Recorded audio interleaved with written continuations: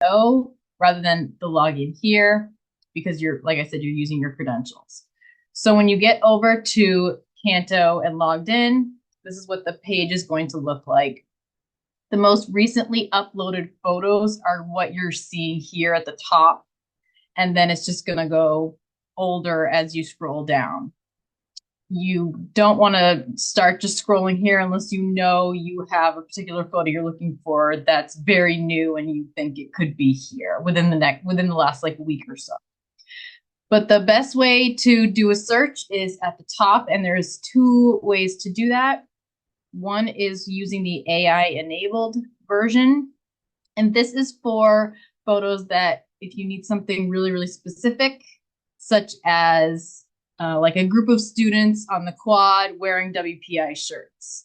So you would just type group of students on quad WPI shirts. So it can be really specific. You can use as many details as you want, and then you just hit enter, and then it's going to search. It's going to find instances that it thinks fits your description. The newest photos are always going to be at the top, and then as you scroll, they're going to get older from there.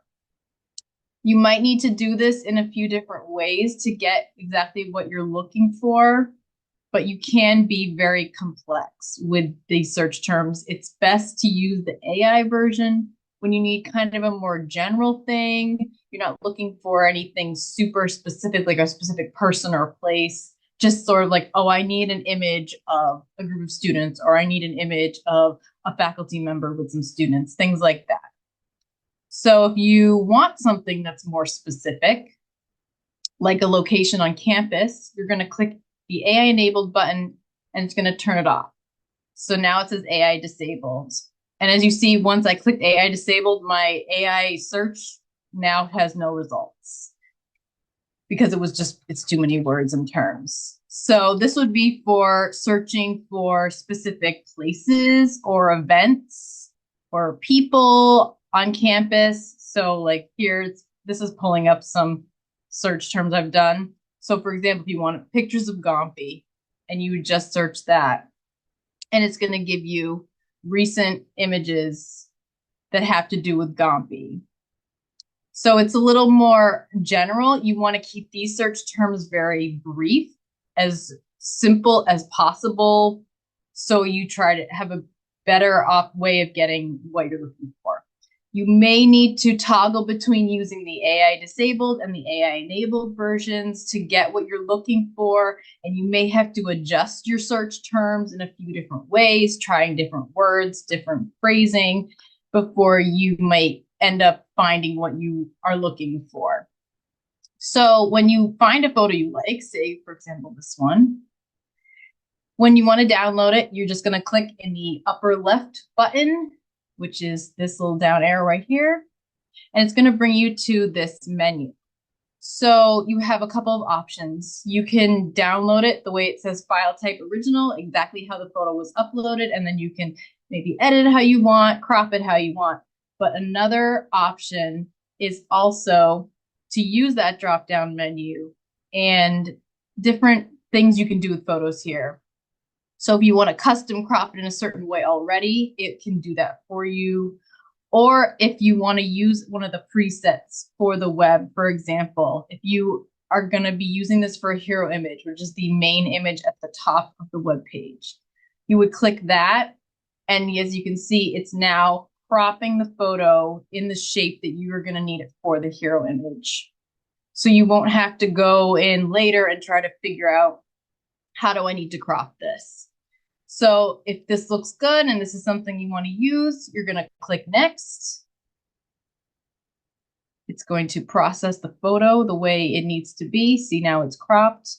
And then you're just going to click download on the bottom right. And it will download to either your downloads folder, your desktop, wherever you deem to download. And then once that's done, that's when we can go in and start using the photos for the web page. So I'm going to stop share now and turn it over to Mariah, who will talk more about actually using the photos on the pages.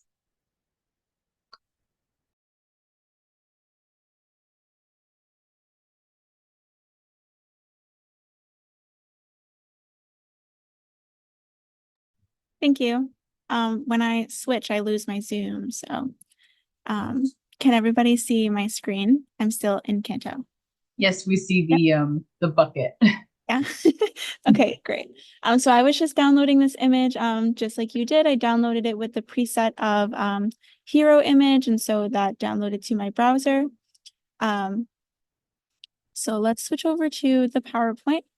And now we have a couple resources across our resources on our YouTube channel and the CMS help pages on wpi.edu under the marketing resources that are important, such as the Drupal image sizes, as well as a tutorial for using the Adobe Express free image resize tool. If you ever had an image that maybe you're not grabbing it from Canto and you're not using a web preset, we have a tutorial on how to use that online tool that's under profiles and users, because it was a tutorial created for resizing your profile image, but it'll apply for the image sizes for any image across the site. So in our Drupal image sizes PDF, we have it broken down based on where you would be uploading this image to the site, such as a hero image, or if we're putting it on your profile, or if it's going to be in a specific block, like a highlight box. So this is really useful when uploading images. So there are a couple ways that we can add images to Drupal. First is by adding it through the file search. So when you go into Drupal, up at the top left-hand corner, you'll have your shortcuts, and under shortcuts, you'll see file search. And if you click file search, you'll see media. And if I click add media, then I have a few options. I can upload a document, an image, or a video. So let's start with an image. Now it brings me to this page, and I can choose a file from my computer. So this is going to open my computer's Finder. And I just downloaded this image from Canto that I'd like to use. So I'll choose that and I'll click open. Now I'm prompted to add mandatory alternative text. Alternative text is a short description of the image that's used by screen readers, and it's displayed when the image can't load. This is important for the accessibility of all of our site users, including users who may not be able to see the image on the screen. So this is a short description. So let's see, this is an image of our Gompy plushie. So let's say this is Gompy the goat plushie diving into Halloween bucket of candy. Now we have the caption field. The caption field is going to display wherever the image is brought in. So this is optional. I'll add the caption field so that we can see it when we upload the image to a page. So now that this is all set, I'll click save. And now the image has been added to the Drupal Media Library I can see here. So if I want to bring the image, I sized this one for a hero image. So let's go to a page that I want to bring this in as my hero image. So I'm going to go to my content and I'll go to my group. And I'll go to my page. Now, once I'm on my page, I will go to the layout. Sorry, I'm going to edit. That's where I'm going to upload the hero image. So I have the hero image field here, and I'll click add media.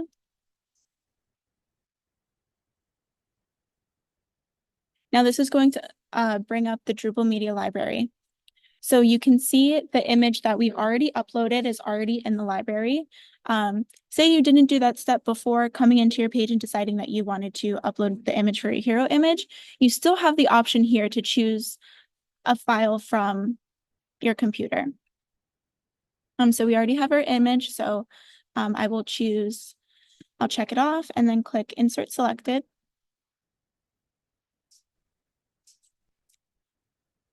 Now, once that is done loading, I'll click Save. And now it's brought the image into the page is my hero image, and we can also see the caption here.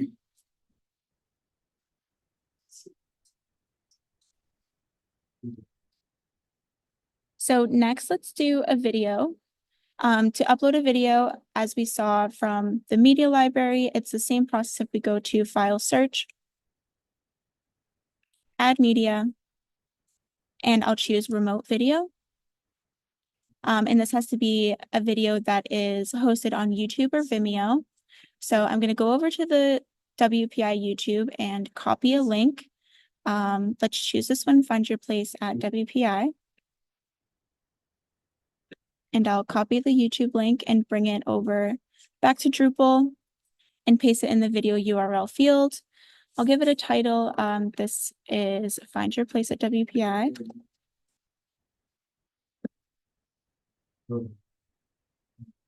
Now I can choose some topics if I'd like.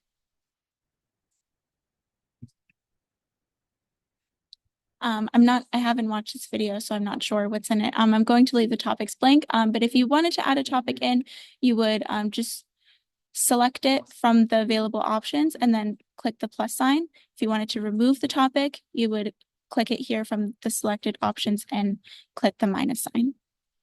We also have another field for the caption. And now I'll click save and it'll be uploaded to the Drupal Media Library.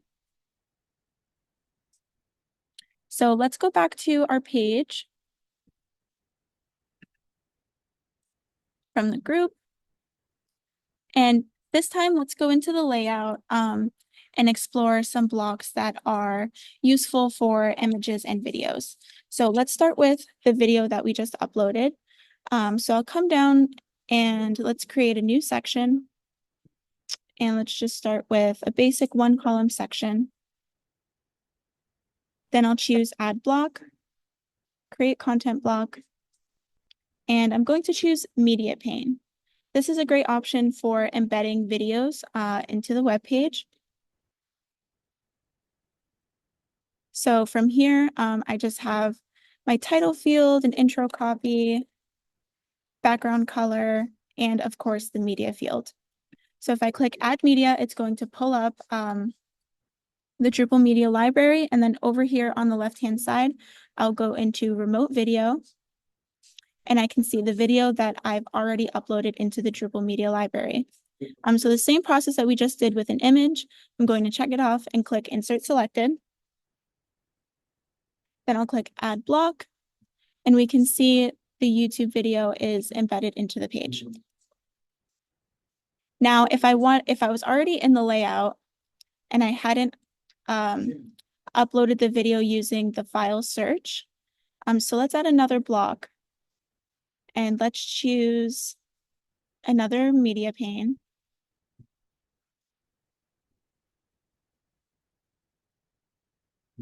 And I'll choose Add Media, and I'll go again back into Remote Video. You'll see that you have this option here to add a link from within the block. So let's grab another one, Thrive at WPI. I'm going to copy the link for this one. And I'll paste it in here. So this is the same process that I was doing from the file search, but I'm doing it from within the layout of the page. So if I click Add,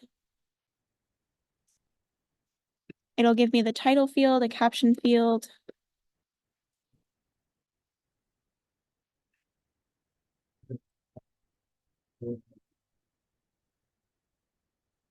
Now I'll click Save, and it's going to upload my video to the Drupal Media Library, and it's ready for me to insert it into the block. And I'll save my block, and there are my two videos. And these play from directly within the page.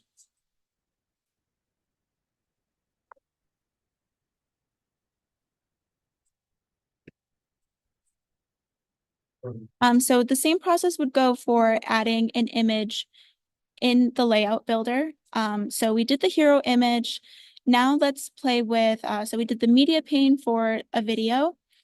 Some other popular blocks probably one of our most popular for having an image and content together is the highlight box.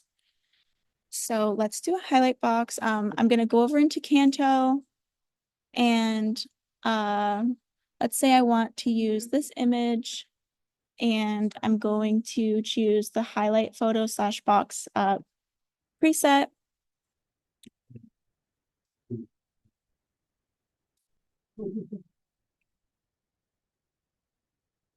And now this is going to download my image with the correct dimensions that I need for a highlight box. Now I'll go into the layout and in my section, I'll click add block and create a content block and choose highlight box. Now the highlight box, I have the title, a pre-title, some body, and then of course the media field.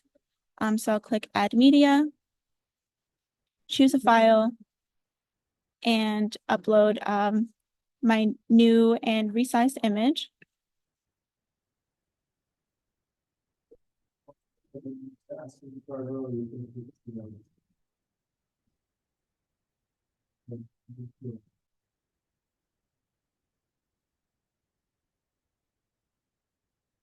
Now when I click save, it's going to go into the Drupal Media Library, insert, and there it is in my block.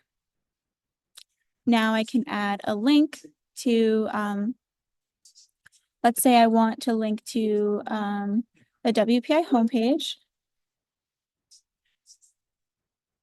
I'll just copy this link, throw that in the URL field. And I have the option to add a few links, and we'll come back to this when we start uploading some files. So now I have the option to have the media location either on the left or right of the content of the highlight box. So let's start with the left, and then I'll choose a background color. Let's go with gray. Then I'll click add block, and here's my highlight box. So I'm going to save the layout, and we can see how it looks.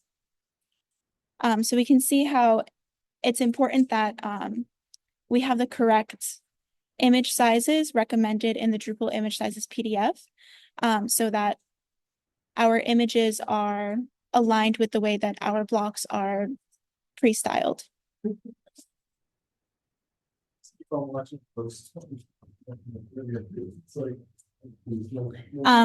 Another option that we have, maybe we're not using a specific block, but those are a few blocks and locations that are specifically for images.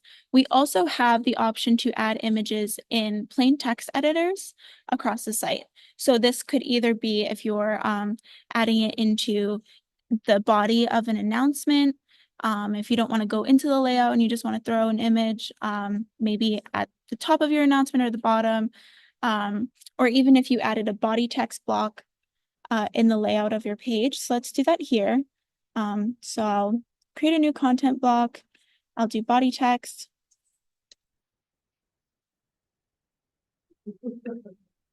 And now in the text editor, this is generally a standard text editor, and I have this little media button right here next to the bulleted list options.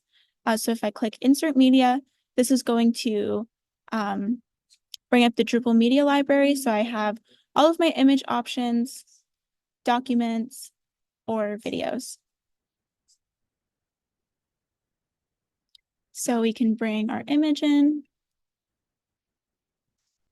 And this can also, we can use these options here to have this embedded within the text.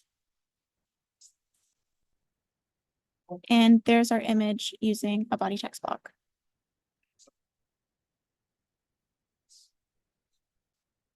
All right, now let's go into files. So let's start with going back into the file search. So again, that's shortcuts and then file search. And say I want to upload this Drupal image sizes PDF. So I'm going to download it, make sure that it's in my computer.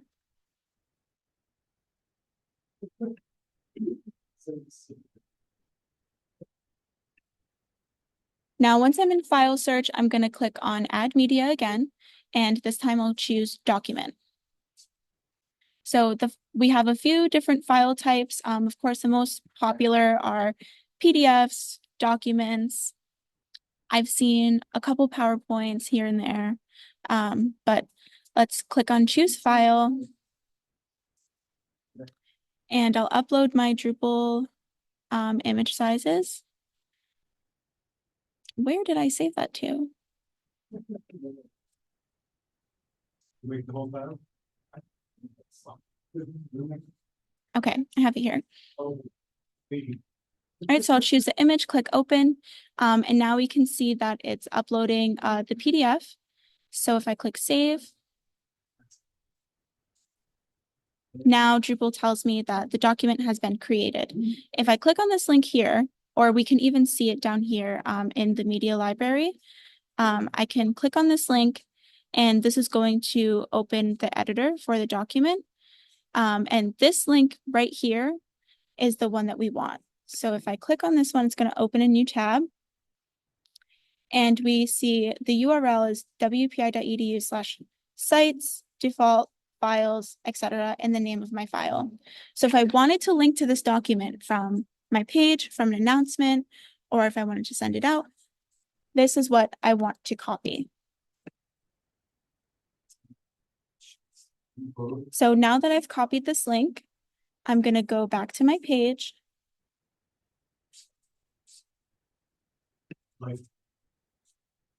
And I'll go into the layout, and let's go back into our highlight box that we created earlier.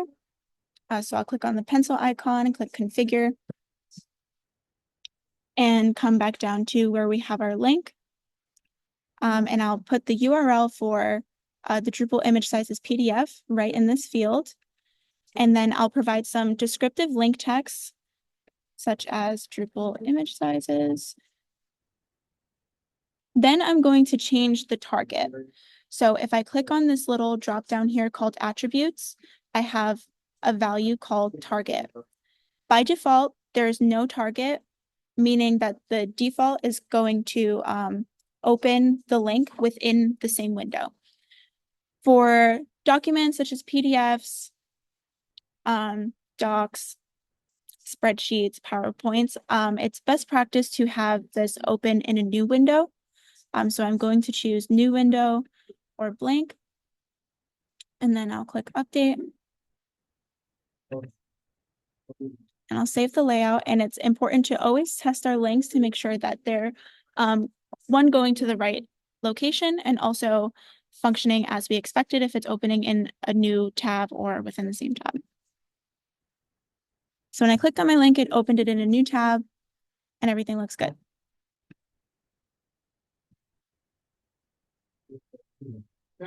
So a highlight box is an example of a block that has a link field. Not all blocks have a link field designated in them. So another example would be featured links.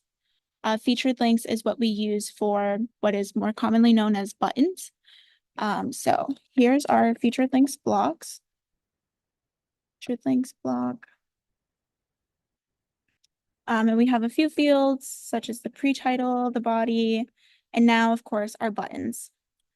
So let's say I linked to my file here. Again, I'm going to change the attribute and the target to a new window, and then I can change my button type, which is how my button's going to look. So I have a few options. Primary means red, secondary means black. So by default, it's going to be secondary outlined, so it's going to be black outlined. So let's see how that looks after I click add block. And there's our button.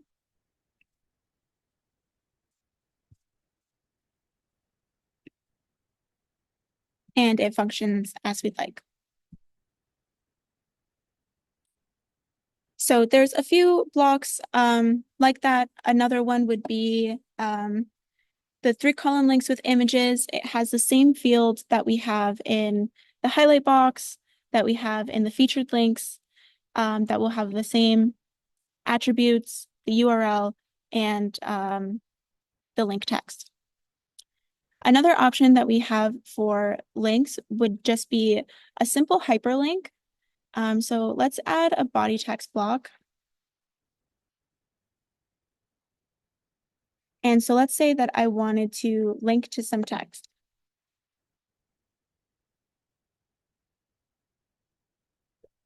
Such as the Drupal image sizes. So I'll say, see the Drupal image sizes guidelines. Now I'm going to highlight the text that I want to link to, and then I'll click on this little link icon here, and I will provide the URL. So this is going to look a little bit different from when we're putting a link in a blog. But I still have the option to open it in a new tab by going into Advanced, and then using this toggle here that says Open in a new window. So if I click on this checkbox, it'll save it, and I'll click Add Block, and there's my hyperlink. Again, the text editor is standard, so that's the body text block. You'll see that in announcements, events, etc. So my link is working, and everything looks good. Next is file management. How we manage the files in Drupal and in our Drupal library is very important so as not to overcrowd the media library or have anything that's up on the website that's out of date. So let's learn how to replace a file. So I'm going to go into the Drupal image sizes PDF and replace it with this institutional guidelines PDF that I stole from the marketing resources page. Just so that we can see the difference, but it is important to note that this doesn't always happen instantaneously. So if it doesn't happen right away, don't fret, check it out maybe the next day, give it a day or two to see if your file has been replaced. If not, then please submit a ticket to CMS Help and we'll see if something went wrong in replacing your file. So I'm going to go into File Search. And I can see my Drupal image sizes PDF here. Now I have this option over here to edit. And after I first uploaded it, I can now see this replace file field. And I also have the option to overwrite the file. If I leave this checked, what's going to happen is that URL that we copied from here earlier on, that URL is going to stay the same and the content of the file is going to be replaced with the new PDF that I'm uploading. So if I click choose file, and let's make sure I have my other PDF.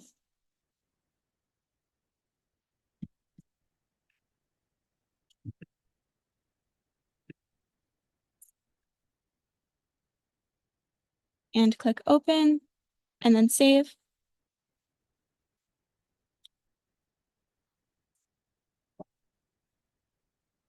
Drupal will confirm that it's been updated. So let's check to see if it did overwrite the file, and I don't see any changes. Like I mentioned earlier, please remember that this is not always an instant process. I can come back in later to check that everything worked out. If your file does not update within, say, a day or two, then please submit a ticket to CMS Help Desk. So if the file were updated, then wherever we provided that link before on our page in the layout, in our blocks, including our hyperlink, the featured links, the highlight box, those would all go to the new file. Last, if we want to delete a file over where we have edit, we also have the option using the drop-down arrow to delete. Drupal is going to ask you to confirm because this action cannot be undone once you've deleted the file from the media library, it's gone.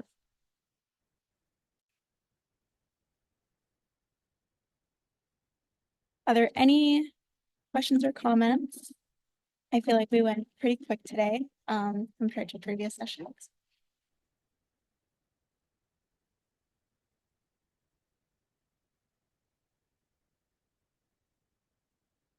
Is there anything else that anybody wants to see? Is there any experiences that anyone's had in using images, videos, or documents in Drupal that they want to share with the group, such as any tips or tricks that maybe we don't know about or didn't present on?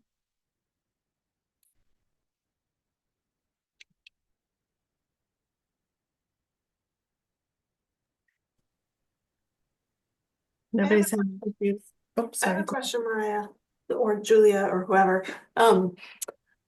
You mentioned that it's best practices to have something open in a new window. Is that sort of across the board for like anything that you're linking to?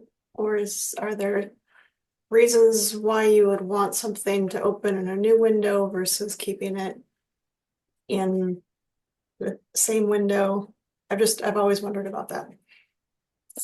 So generally, we do recommend with files such as a PDF or a document, or if you were opening a PowerPoint, that it opens in a new window because you're essentially leaving the page that you were on before and that you were having a user experience on.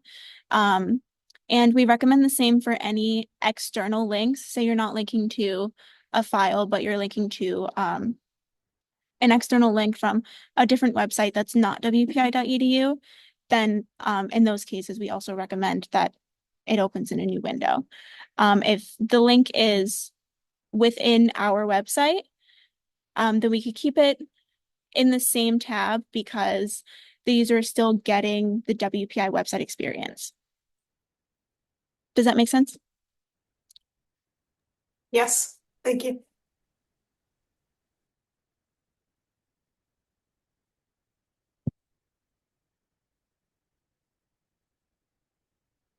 So I see a request to go into Canto again. So let's go. I think I still have that link open. Yes. And we'll send out the PowerPoint sometime soon so that you have these links are available as Ashley showed. The Canto link is available on the marketing resources page, and the Drupal image sizes is available on the CMS help pages, also under the marketing office. Terry, was there anything specific in Canto that you wanted to see?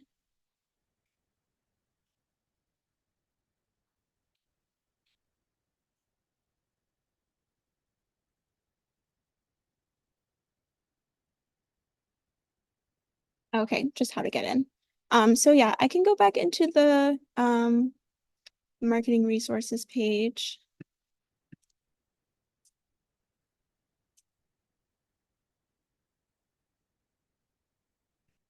So on our marketing resources and tools page, down where we have photography and video section, the first accordion is about getting into Canto.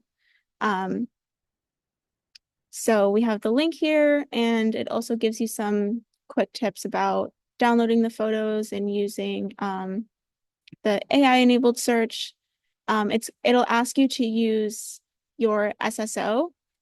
So that's just going to be when you're prompted with this, if you choose login using SSO, that's where you'll provide your WPI credentials.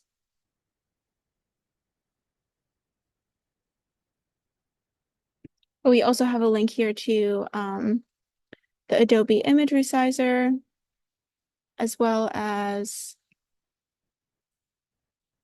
the image size guide.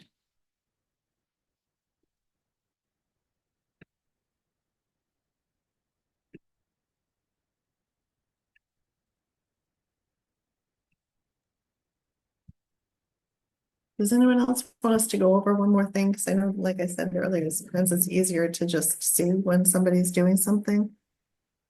Does anyone have any requests like that or?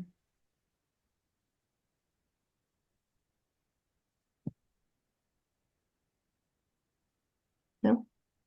If not, we could probably just wrap up. I mean, if anybody has questions after this, please let us know. We are always willing to answer and help.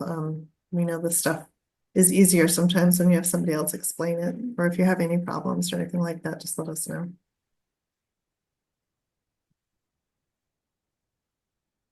Okay. I think we're good. Thank you all so much. We really appreciate your time and your efforts and learning more about Drupal to make your pages even better. We really appreciate it. I just wanted to give a quick let everyone know that the recordings are posted on the CMS Help Desk YouTube channel. Down all the way at the bottom, we have a playlist specifically for the Drupal Knowledge Sharing Sessions. So after this, I'll get this one up to the YouTube channel and it'll be right here next to the one that we had last week. As you might already know, we have each of our sessions twice.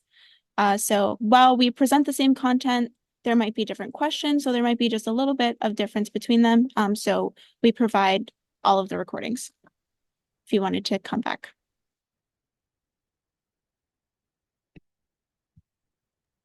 All right. Thank Thanks you very everyone for much. coming. Appreciate it. Thanks. Thank Thanks, you. everyone.